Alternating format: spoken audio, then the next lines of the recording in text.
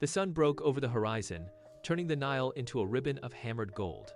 It climbed quickly, pulling heat into the valley and illuminating the vast, geometric precision of the pyramids. They stood as massive, silent anchors against the sky, casting long, sharp shadows that stretched across the riverbanks. The air remained still, thick with the scent of damp earth and coming heat. Below these stone monuments, the mud brick huts of the Hebrew families huddled in the dust. The morning glow caught the river reeds, making them shimmer, but the light brought no warmth to the workers below. It only signaled the start of another day. The shadows from the pyramids grew darker, creeping over the low dwellings, effectively pinning the families to the earth. Every crack in the dried mud walls stood out in the harsh morning glare. The river moved with a steady, indifferent rhythm, oblivious to the figures emerging from the huts, suffocating weight of the stone structures above. This was a place of immense scale, where the rising sun did not promise a new beginning, but merely revealed the permanence of the struggle that lay ahead for those living in the long, cold shadows.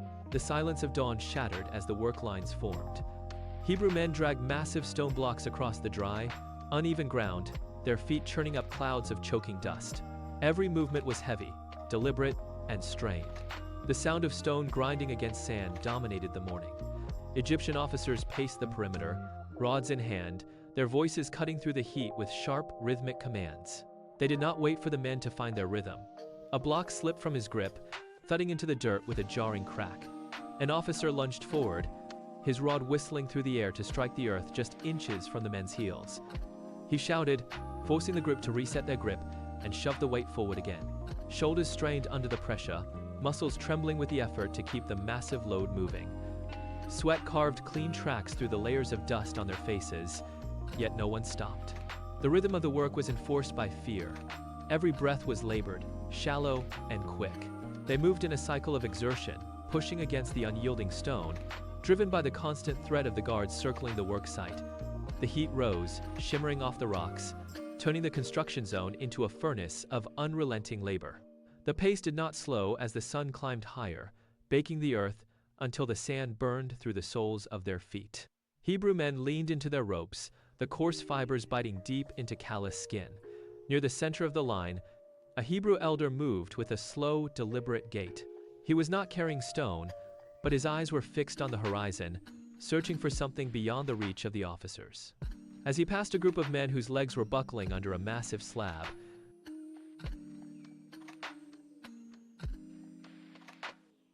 he murmured, his gaze steady despite the surrounding chaos.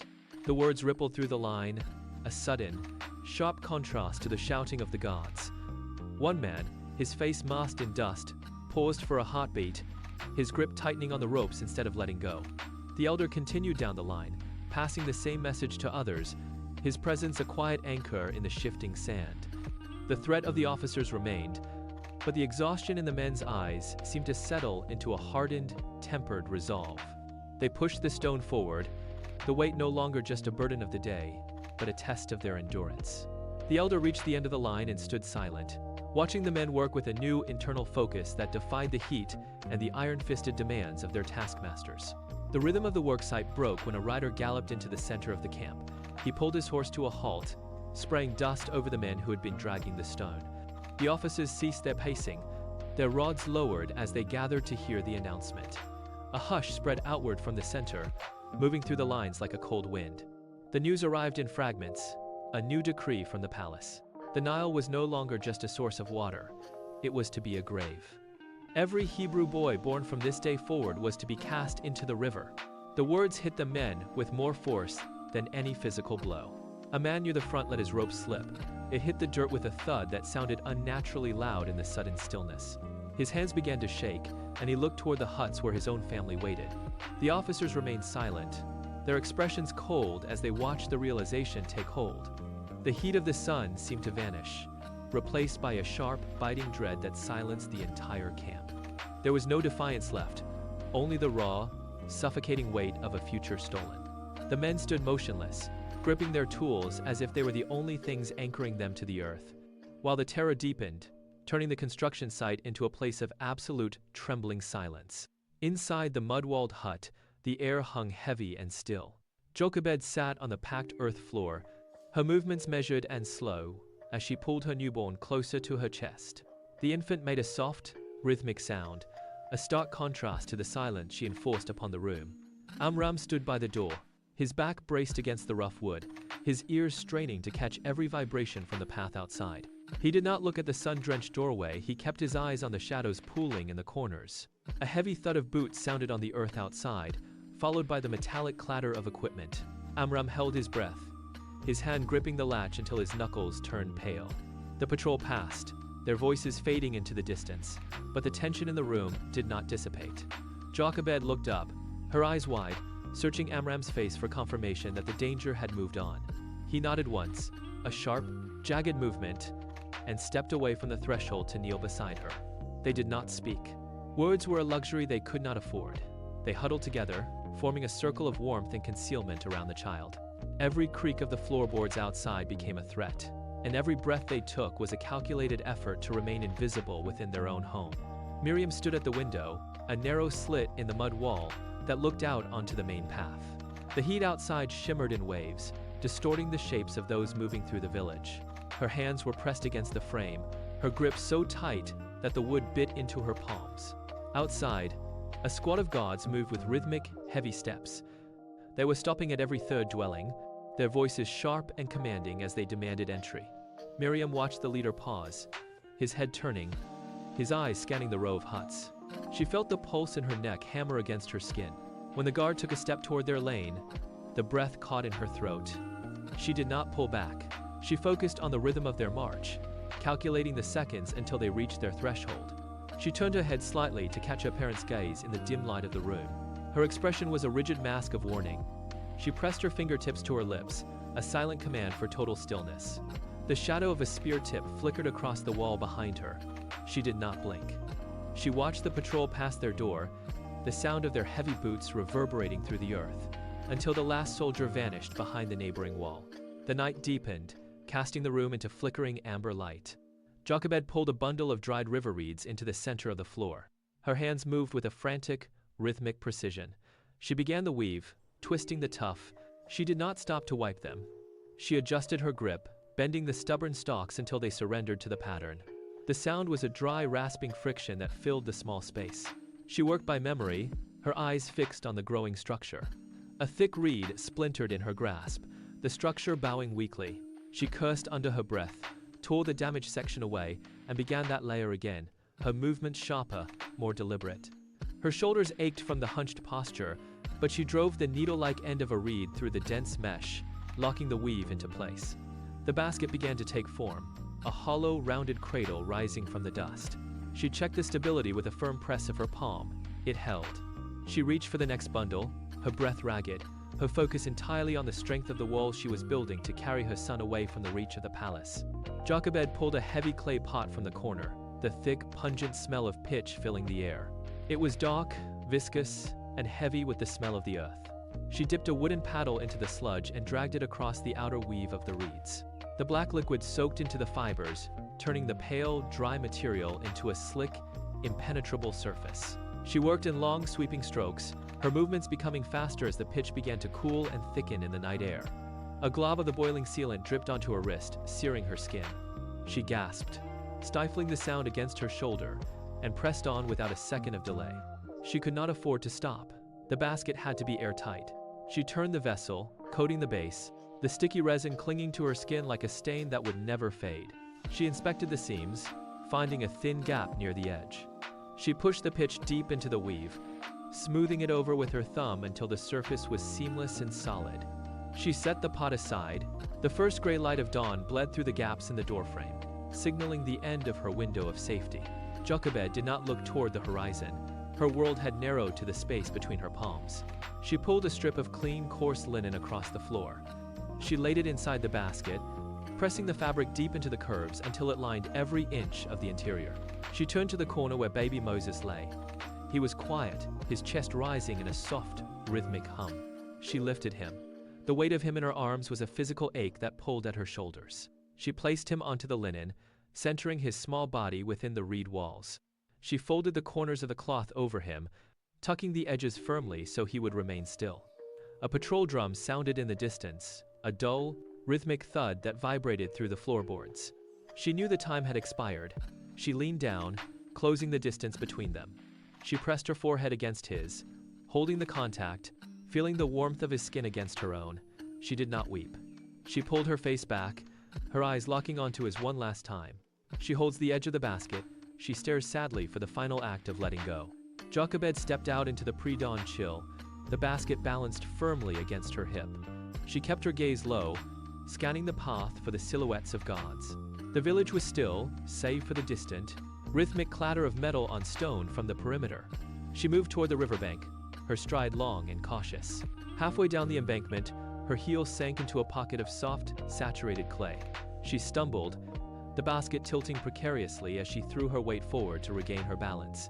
Her heart hammered against her ribs, but she did not drop the vessel. She gripped the rim, stabilized, and continued downward, her breathing shallow and controlled.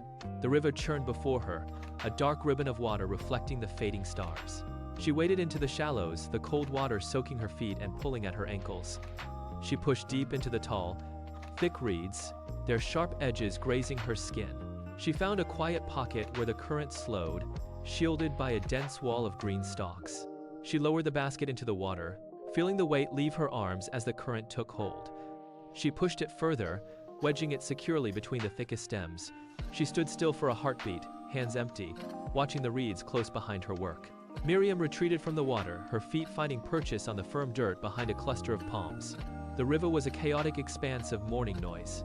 A fish broke the surface with a sharp, wet slap that echoed like a signal. Miriam jolted, her hand flying to her throat to stifle a gasp, her eyes darting toward the village path to ensure the sound had not drawn unwanted attention.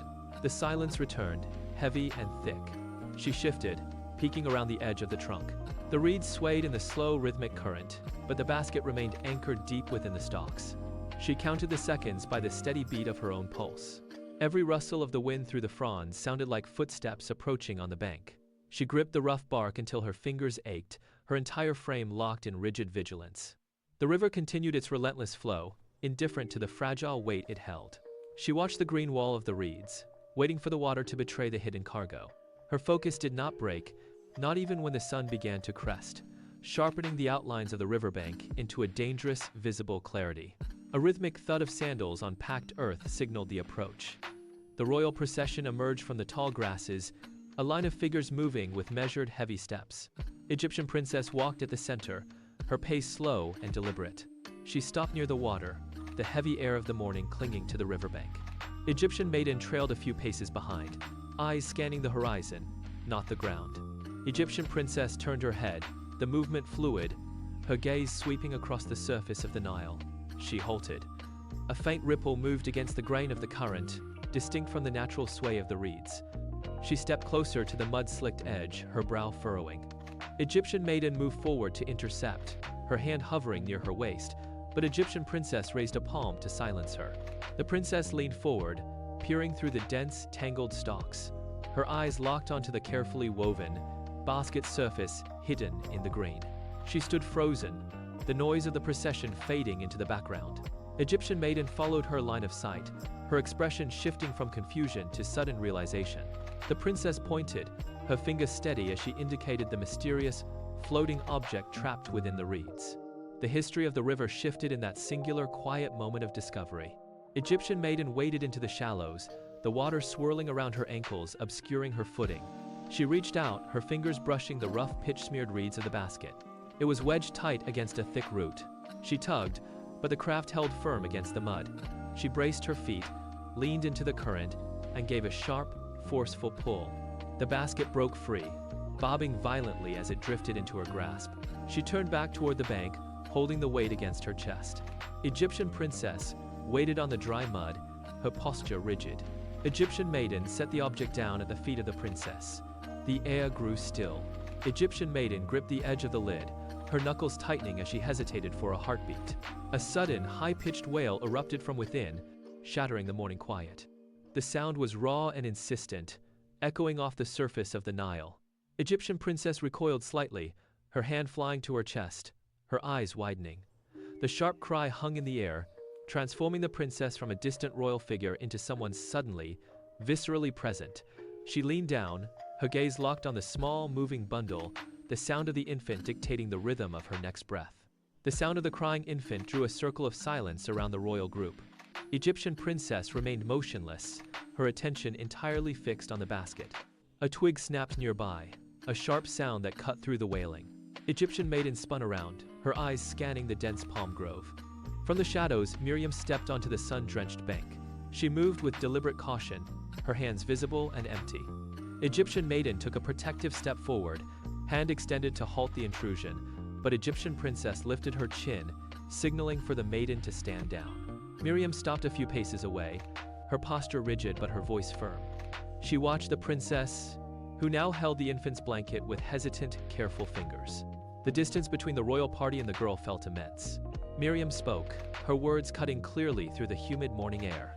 She asked if she should summon a nurse from the Hebrew families to care for the child. The princess looked up, her gaze searching the face of the young girl.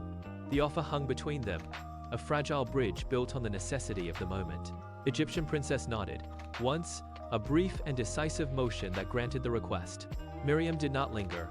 She turned and vanished back toward the village, her feet striking the earth with renewed purpose. The nod from Egyptian princess was final. It silenced the murmurs of the servants standing nearby. The princess turned her attention back to the basket, shielding the infant from the harsh mid-morning sun with her own shadow. A guard shifted his weight, his hand hovering near his side, eyes narrowing at the sight of a Hebrew child being claimed by royalty. The air grew heavy with the unspoken risk of the princess's choice. Miriam did not wait for the moment to sour. She pivoted, her feet finding purchase on the loose sand, and broke into a sprint. The distance back to the village was a blur of heat and dust. She pushed her legs until her lungs burned, the rhythm of her breathing matching the frantic beat of her heart. Every stride took her further from the riverbank, toward the safety of the mud brick homes. She did not look back. The path was uneven, rutted by cartwheels and dry earth, but she navigated it with practiced ease. Her goal was clear, and the success of the rescue burned in her chest. She leaped over a tangle of stray roots and rounded the final bend, the village layout appearing ahead. The mission was underway, and the race against time had only just begun. Jochebed did not wait for clarification.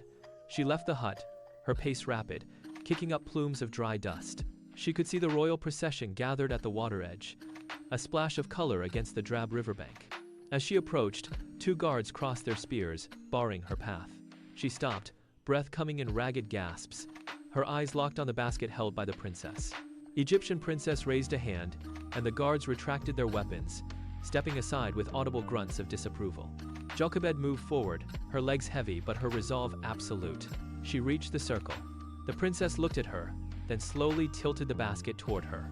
Baby Moses was there, his small form wrapped in linen, his eyes blinking against the light. Jochebed reached out, her fingers trembling as she took the infant from the royal hands. The weight of him against her chest was the only truth that mattered. She pressed her face to his, feeling the warmth of his skin, and pulled him tight. The danger of the river, the threat of the patrols, and the fear of the night all evaporated in the singular grounding reality of the child in her arms. She stood straight, clutching him, and met the eyes of the princess, who signaled for them to move toward the shade of the palms. The years flowed like the river outside the village, leaving their mark on the growing boy.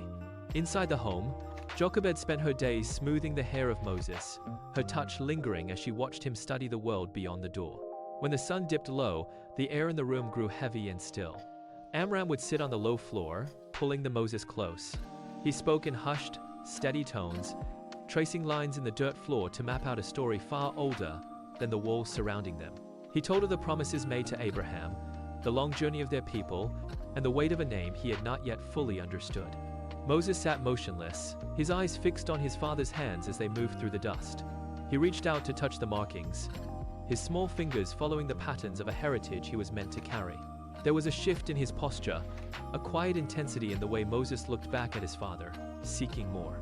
Every lesson was a thread, weaving him into a history that the palace would never recognize. The laughter that filled the house during the day faded into the quiet gravity of these evening rituals, anchoring the boy to a truth that remained hidden from the world outside. Moses walked the narrow paths of the village, his feet familiar with every uneven stone and patch of dry earth. He helped with the daily chores, his hands toughening against the rough wood of water buckets and the coarse grain of harvest tools. Yet, his gaze often drifted. Across the shimmering heat of the valley, the palace stood tall, a structure of white stone and gold that seemed to exist in a different reality. He felt the pull of the home where he slept, where the air smelled of bread and dust, and where his mother watched him with a constant, quiet alertness.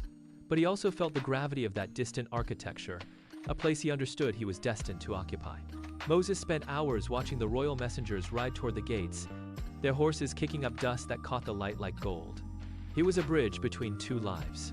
In the village, he was a son of the soil, learning the rhythm of the seasons and the weight of hard labor. In his mind, he was already walking those vast, cool corridors of the palace, though he did not yet know the price of such a life. The silence of the desert between these two worlds grew wider each day, and he stood right in the center of the divide. The morning air felt thin and sharp, carrying no promise of the usual chores. Inside the room, the silence was total. Jochebed kneeled down by the wooden chest, her movements slow and deliberate as she helped Moses prepare for the journey. He stood still, feeling the unfamiliar weight of new layers resting against his shoulders. The texture was strange, heavy and refined, a stark contrast to the rough weave he had known his entire life. He did not look at the mud walls or the floor where he had spent years listening to stories. He kept his eyes on the doorway. Amram stood near the entrance, his hands clasped in front of him, his jaw set in a rigid line. There were no final lessons to be spoken. The time for words had passed. Moses turned, his pace measured, and stepped over the threshold into the blinding glare of the sun. He did not look back. He walked down the familiar path, past the houses and the wells, his gait changing to match the steady rhythm of the soldiers awaiting him at the edge of the village. The distance between the life he was leaving and the gates of the palace began to shrink with every stride he took across the sand. The heavy gates groaned as they swung inward, revealing a courtyard paved in polished stone that felt cooler underfoot than the shifting desert sand. Moses walked forward, his stride faltering for a heartbeat, as the noise of the outside world died away. Here, the air was still, scented with dry incense and stone dust. He navigated the long, shadowed colonnade, his own footsteps echoing against the high walls. At the end of the walkway, a platform rose above the floor. Egyptian princess sat there, surrounded by the quiet authority of the court. She stood, her gaze sweeping over him with a calculated intensity that measured his presence. The court remained motionless. She descended the steps, her pace deliberate, and stopped only inches from him.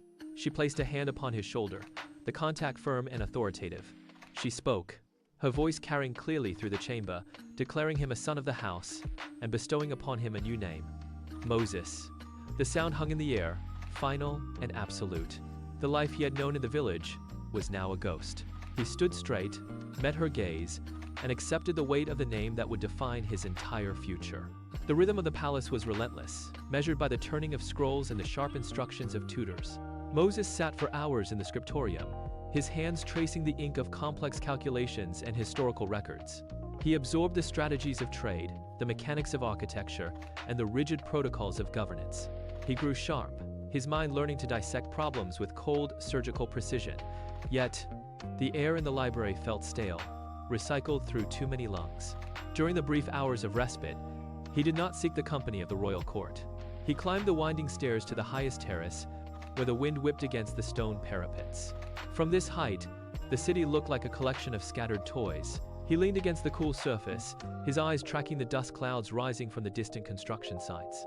He could not hear the shouting nor the sound of hammers against stone, but he felt the tension of the scene in his own muscles. He gripped the edge of the terrace, his knuckles turning white as he stared at the horizon.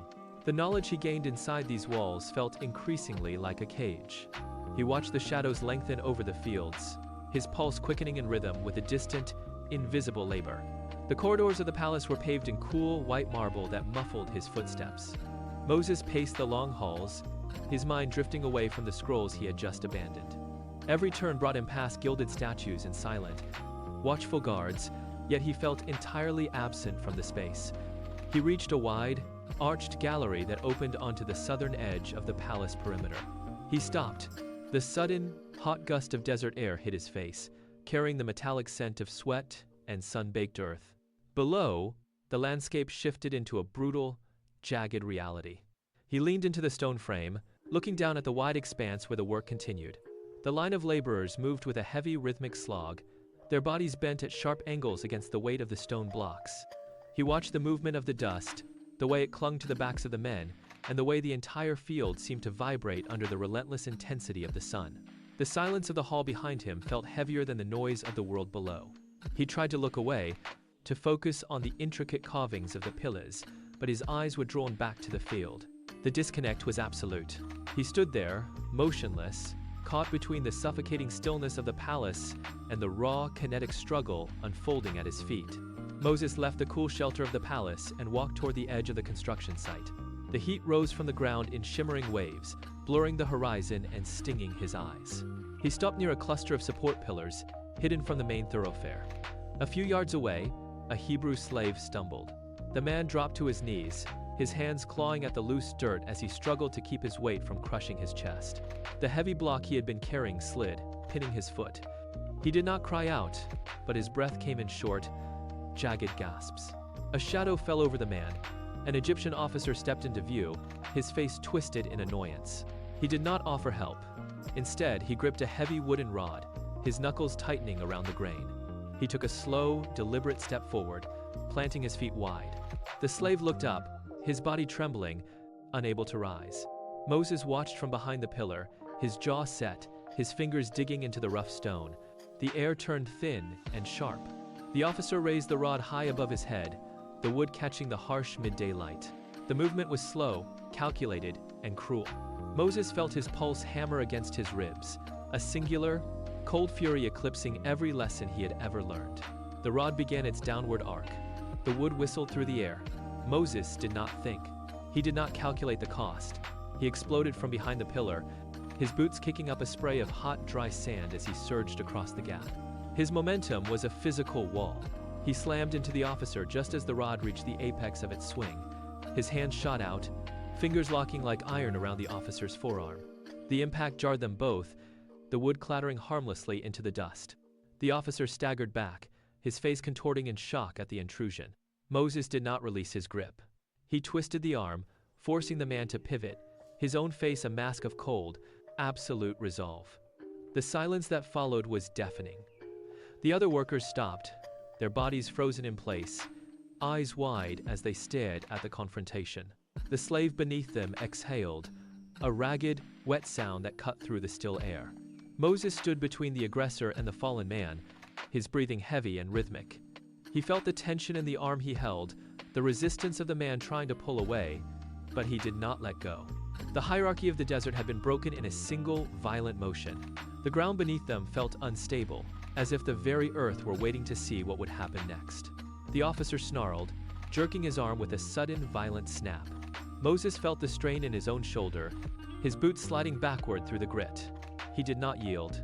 He stepped into the man, using his weight to pin the officer against the jagged edge of a stone block. Their eyes locked, a clash of two worlds meeting in the dust. The officer swung his free hand, a wild, desperate strike that caught Moses across the jaw. The taste of copper filled his mouth, but the pain only sharpened his focus. He shoved the man harder, forcing him to stumble toward the steep slope of the construction trench. They locked limbs, a tangle of straining muscle and frantic, uneven breathing. The ground beneath them groaned, shifting under their combined weight. Moses felt the man's heart hammering against his ribs, a frantic rhythm that mirrored the storm in his own veins.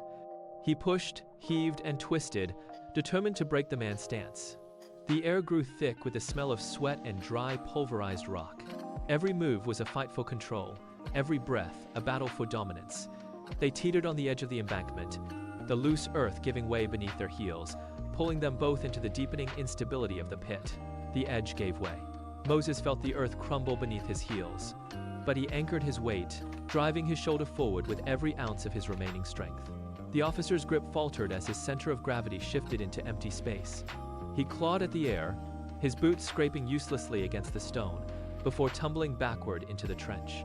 He hit the bottom with a sickening, heavy thud that puffed a cloud of fine gray dust into the air. Then, complete stillness. The wind died down, as if the desert itself were holding its breath. The silence was absolute, pressing against the ears of every worker standing on the perimeter. Moses stood at the lip of the pit, his chest heaving, his hands still trembling from the residual force of the strike. He looked down at the man lying motionless in the dirt. The hierarchy he had lived under since birth had just been shattered, not by law or decree, but by his own hands. He did not look for an exit. He did not look for a way to justify the act. He simply stood there, the reality of the situation sinking into his marrow, knowing that the palace was no longer a home, but a threshold he could never cross again. Moses lifted his hands. They were stained with the dust of the construction pit, the skin tight and shaking. He stared at his palms as if they belonged to a stranger, unable to reconcile the strength he had just exerted with the life he had known until this morning. Below him, the Hebrew slave pushed himself up on his elbows. His eyes were wide, darting from the fallen man in the trench to Moses standing above. There was no gratitude in that gaze, only a raw, jagged terror that stripped the air of its oxygen. The slave scrambled backward, his heels digging into the dry earth, desperate to put distance between himself and the scene of the transgression. Moses tried to speak, but his throat was raw, his voice caught in the sudden, suffocating pressure of the moment. Then, the rhythmic thud of sandals against packed dirt drifted from the main road. The patrol was coming. The sound grew sharper, a steady, inevitable beat that demanded movement. Moses clenched his fingers into fists, the knuckles whitening, and finally looked away from the pit. The world he had built, the halls he had walked, the name he had carried, all of it felt like a ghost. He took a single, heavy step away from the trench, his movements stiff and deliberate, leaving the silence behind him to be broken by the approaching guards. Moses moved with a stride that was no longer measured by palace decorum. He crossed the perimeter wall, his boots crunching against the arid earth of the outer waste.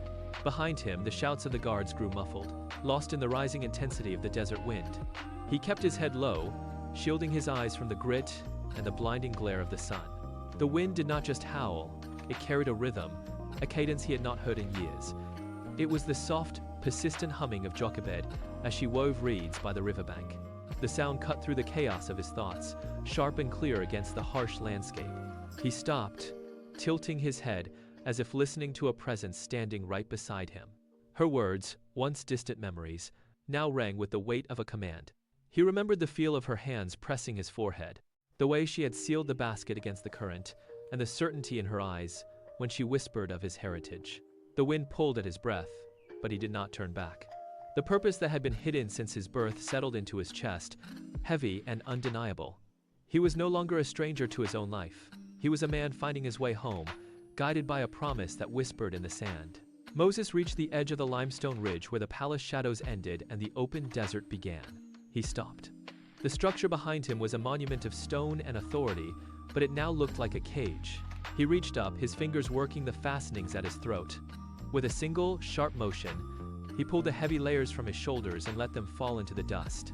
They landed with a dull thud, a discarded weight he no longer required. He did not look back to see the fabric settle. His gaze shifted to the horizon, where the heat haze turned the dunes into a shimmering, liquid expanse. There was no path here, only the constant, shifting drift of sand. He felt the grit against his skin, a stark contrast to the smooth, polished floors he had occupied for years. He took a breath, the air thin and biting, and stepped forward. Every stride carried him further from the life he had been assigned, and closer to the silence of the waste. The palace walls fell out of his peripheral vision. He walked until the sound of the city was replaced entirely by the dry, rasping song of the desert wind. He was no longer a prince of the river, but a man alone, moving toward an horizon that promised nothing but the truth. The sun dipped lower, bleeding a deep bruised violet across the sky. Moses walked, his feet sinking into the fine, loose silt of the dunes. The ground demanded constant effort, shifting under his weight with every step. Suddenly, the wind spiked, picking up a veil of sand that obscured everything 10 paces ahead. He stopped, shielding his face with a forearm as the grit stung his skin. This was no longer a path, it was a test of endurance. He waited for the gust to pass, his chest heaving, his muscles coiled and ready. As the air cleared, he caught the faint, rhythmic pulse of the earth beneath his heels. He did not know the coordinates of his destination, yet his stride remained purposeful. He moved with a steady, relentless cadence, turning his back on the final glow of the city towers. The desert opened wide, a vast expanse of light and shadow that held no maps. He felt the weight of his own history falling away with each mile. Ahead, the horizon shimmered, promising nothing but the unknown. He walked into the heart of the waste, guided by an intuition that burned like a coal in his veins. The path was empty, the silence absolute, and he took the next step into the vast, golden expanse.